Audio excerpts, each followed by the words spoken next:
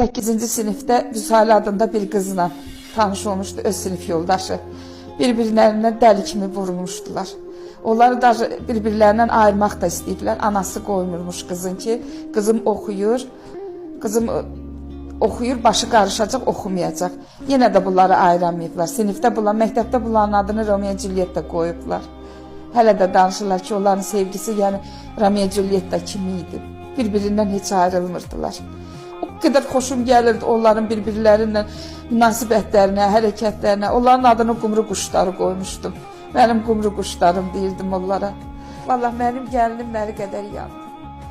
Mənim gəlinim məni qədər yandı. Bu dəqiqənin özündə də onun başının qarası hələ də başından açılmayıbdı.